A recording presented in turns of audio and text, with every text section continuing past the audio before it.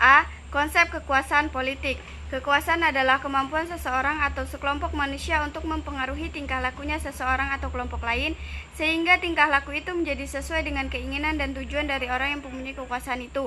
Kekuasaan politik adalah kemampuan untuk mempengaruhi kebijaksanaan umum pemerintah. Sumber-sumber tersebut bisa berupa media massa, media umum, mahasiswa, elit politik, tokoh masyarakat, atau militer. Jenis-jenis kekuasaan yang kita ketahui dapat dibagi menjadi beberapa jenis kekuasaan sebagai berikut. 1. Kekuasaan eksekutif, 2. Kekuasaan legislatif, 3. Kekuasaan yudikatif. Didukung oleh kekuasaan kepolisian demi menjamin law enforcement pelaksanaan hukum. Unsur-unsur kekuasaan ada 3 komponen dalam rangkaian kekuasaan yang akan mempengaruhi penguasa atau pemimpin dalam menjalankan kekuasaannya. Komponen ini harus diikuti, dipelajari karena saling terkait di dalam roda kehidupan penguasa. 3 komponen ini adalah pemimpin atau pemilik atau pengendali kekuasaan, pengikut, dan situasi. Perhatikan gambar berikut. Pemimpin, pengikut, situasi. Dari gambar tersebut bisa dijelaskan sebagai berikut. Pemimpin sebagai pemilik kekuasaan bisa mempengaruhi pengikutnya, bahkan menciptakan pengikut, mengiringi pengikut, menjadi provokator pengikut, sehingga kepengikutan si pengikut akan membabi buta, tidak rasional lagi. Pengikut sebaliknya juga bisa mempengaruhi pemimpin, bisa memberikan bisikan kepada pemimpin, bisa menyuruh untuk mempertahankan kekuasaan, dan bahkan bisa menjatuhkan kekuasaannya. Pemimpin juga bisa menciptakan suatu situasi, rekayasa situasi, akan tetapi perlu diketahui bahwa situasi itu juga, maka sang pemimpin bisa mujur, bisa untung, dan karena situasi itu pula sang pemimpin pada akhirnya akan jatuh dan menghabiskan riwayat kekuasaannya sendiri. Dalam hal ini dibutuhkan figur pemimpin yang benar-benar cerdas dalam memperhitungkan situasi yang diciptakannya. Baiklah, saya akan melanjutkan pembacaan materi yang sebelumnya telah dibaca oleh saudari Dita. Dari gerak 3 komponen di atas, maka kekuasaan juga mempunyai unsur influence, yakni meyakinkan sambil berargumentasi sehingga bisa mengubah tingkah laku. Kekuasaan juga mempunyai unsur persuasion, yaitu kemampuan untuk meyakinkan orang dengan cara sosialisasi atau persuasi, baik yang positif maupun negatif, sehingga bisa timbul manipulasi dan pada akhirnya bisa berakibat pada unsur coercion, yang berarti mengambil tindakan desakan. Kekuatan kalau perlu disertai kekuasaan unsur force atau kekuatan massa, termasuk dengan kekuatan militer. Dengan begitu, penjelasan tentang kekuasaan di atas para kandidat bisa menggunakan 3 komponen, yaitu influence, persuasion, dan coercion. Dalam kekuasaan ini menggunakan teori kekuasaan Max Weber dan teori fungsional struktural Talcott Parsons.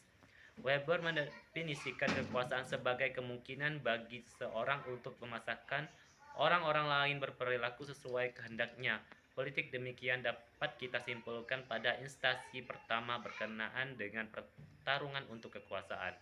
Baiklah, materi selanjutnya akan dibacakan oleh saudara Luffy.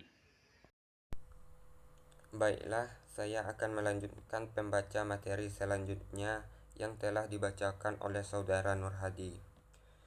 Max Weber mengemukakan beberapa bentuk wewenang manusia yang menyangkut juga kepada hubungan kekuasaan. Yang dimaksudnya dengan wewenang authority adalah kemampuan untuk mencapai tujuan tertentu yang diterima secara formal oleh anggota-anggota masyarakat. Jenis authority yang disebutkan dengan rational illegal authority sebagai bentuk hierarki wewenang yang berkembang dalam kehidupan masyarakat modern.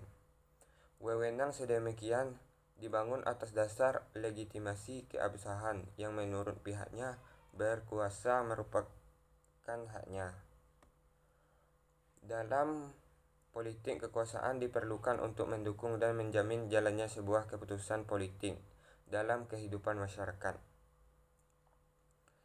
Keterkaitan logis antara politik dan kekuasaan menjadi setiap pembahas tentang politik.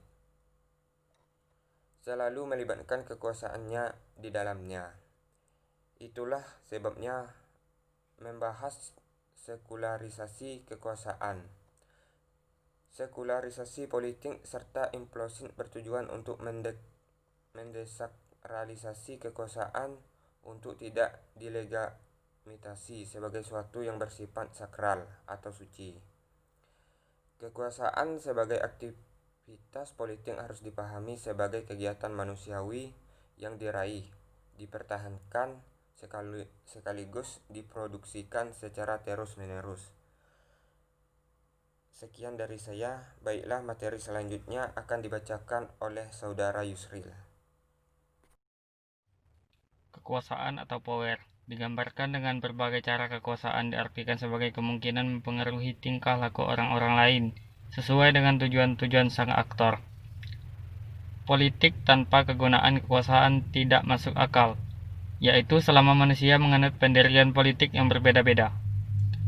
Apabila hendak diwujudkan dan dilaksanakan suatu kebijakan pemerintah, maka usaha mempengaruhi tingkah laku orang lain dengan pertimbangan yang baik.